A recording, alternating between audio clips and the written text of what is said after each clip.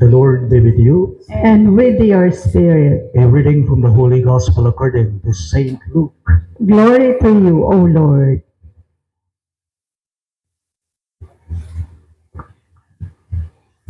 Some people told Jesus about the Galileans whose blood Pilate had mingled with the blood of their sacrifices. Jesus said to them in reply, "Do you think that because these Galileans suffered in this way, they were greater sinners than all other Galileans? By no means. But I tell you, if you do not repent, you will all perish as they did. For those 18 people who were killed when the tower at Siloam fell on them, do you think they were more guilty than everyone else who lived in Jerusalem? By no means. But I tell you, if you do not repent, you will all perish as they did." And Jesus told them this parable. There once was a person who had a fig tree planted in his orchard, and when he came in search of fruit on it but found none, he said to the gardener, "For 3 years now I have come in search of fruit on this fig tree, but have found none. So cut it down. Why should it exhaust the soil?" He said to him in reply, "Sir, leave it for this year also. I shall cultivate the ground around it and fertilize it. It may bear fruit in the future. If not, you can cut it down."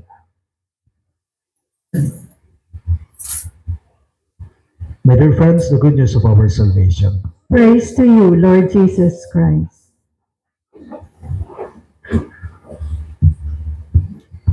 Mayapayabak po kayo ngayong ano. Kumusta po kayo? Okay na po ako. Last Thursday po kasi, that was 2 Thursdays na.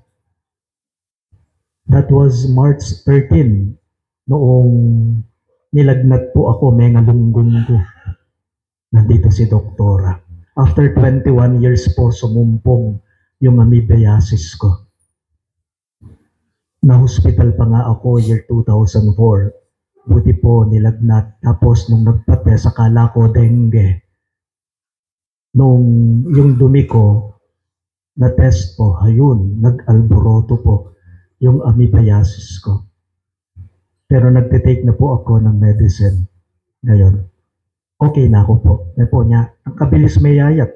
May dehydrate ko. Na po, yung dumi ko dati, talagang tubig na po. Akala ko mahuhospital na ako.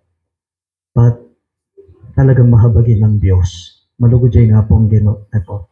Salamat po ka rin prayers yun. Nano kaya in kapag nasana ning taong balo ng kingobra na contractual yamo? Kay ba't balo nang mag-end na yung contract na? Nano kaya in kapag nasana ning taong ita? Siyempre, ang ma-renew pa yung kontrata niya kahit contractual lang siya. O kaya naman po, ano kaya ang feeling ng isang taong hindi siya nakakabayad ng monthly rentals niya sa may-aring inuupahan niya, sa bahay na tinitirhan niya? Ano kaya yung nais niya, hangarin niya, tapos hindi siya nakakapagbayad? Siyempre, bigyan pa siya ng palugit. Di na niya pang time, ban kanito, makapamayag na rugo. Ewan ko lang po kung naikwento ko na sa inyo ang kaibigan kong si Luther Lopez. He was on his early 40s when he was diagnosed na may problema na po pala ang both kidneys niya. Nag-dialysis po siya. Kamamatay lang po last year. Nito ang kumpari ko, si Luther. Nung buhay siya, tapos naikwento niya sa akin na may problema yung dalawang bato niya. May apekto, no? 3 times a week na yung dialysis niya. Isa yung naikwento niya sa akin, sabi niya, "Among alam mo, isa lang ang hindi dinadasal ko.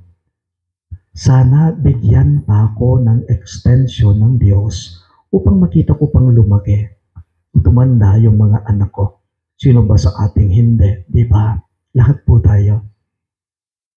Mahilig po tayong humingi ng palugit, lalong-lalo na kapag tayo ay sa mahirap na sitwasyon sa buhay. Gusto natin binibigyan tayo ng extension. In our gospel for this Sunday, we are being presented with the same predicament. And obviously, the gardener is God in the gospel. And as the gardener, God asking the owner to at least give an extension to the fig tree. Bakit? Bakit humihingi siya ng extension ng palugit? Tayo papapatin, tayo papupututan. Pabrin tayo pa, nga na akong bala, nga na. Hopefully, mi kabungay aking tutuking manwa. I believe, my dear friends, we are the fig trees in the gospel. Lahat tayo itong tinutukoy ng mga fig trees sa ating ebanghelyo ngayong linggo. And today, we celebrate the great mercy of God by giving us an extension of this mercy. Sige na mo, ako po makasugrado ko, karing may ngalabasan na yaldo, sa mga pinagdaanan natin sa buhay, sa mga panahong nagdaan, lahat naman tayo, marahil hindi perpektong lahat ng mga nangyari sa buhay natin, lalong-lalo na sa mga experiences natin sa buhay, you were not perfect. All of us. Marahil yung iba sa atin, nadapa sila, nagkamali sila, nabigo sila, nagkasala sila. But, look at you now. You are all here attending, hearing Mass, and receiving the grace of God. And it only tells all of us how merciful God is. Itang di na nakatamong palugit ni nga pong Ginoo, extension ni nga pong Ginoo, karing pa may biyabiyata mo.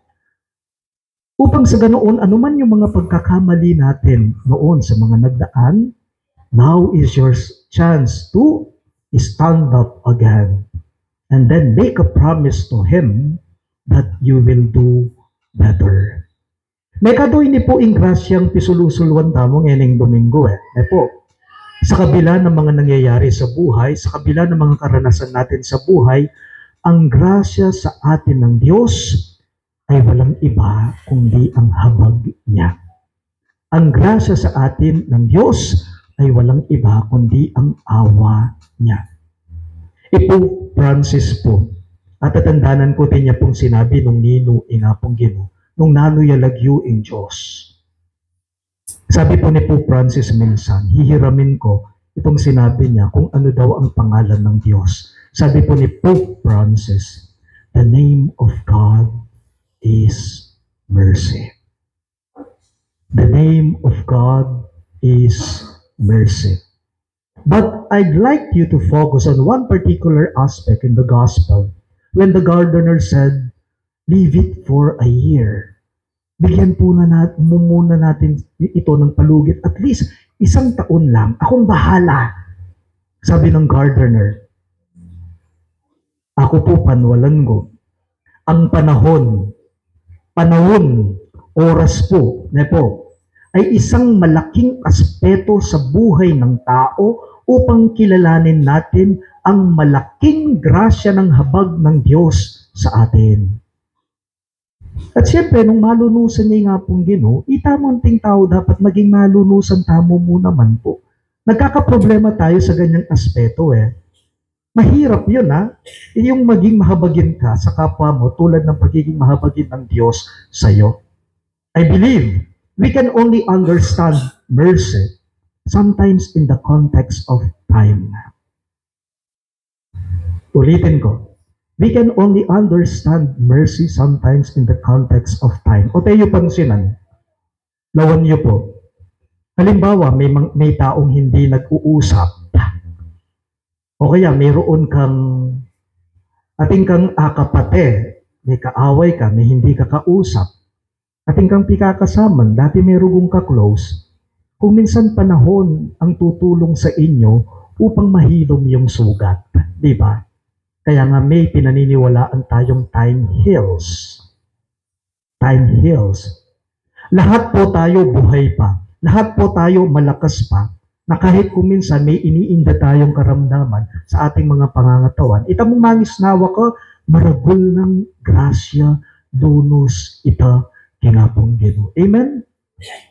And let this be an opportune time for us to understand how we could be grateful for the merciful God that we have. At syempre, nung grateful ka, nung thankful ka, sana ita mo maging kalupa tayo. Nga pong Ginoo. Na po. Mabiyata mo, yes. At ita mo balo, ang gata pa kapilan ketiking yato.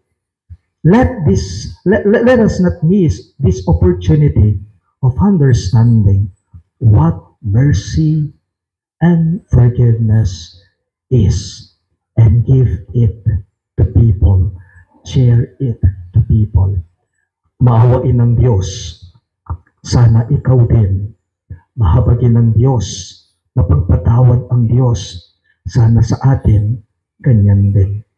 Nga pong ginupo, pakayap ya. Totoo ita. At uling pakayap ya, sana ang yang ika, makanyan ka mo naman. Sana. Sana ang yang ika, makanyan ka mo naman sana. This third Sunday of Lent tells all of us, we celebrate goodness. We celebrate mercy. We celebrate forgiveness.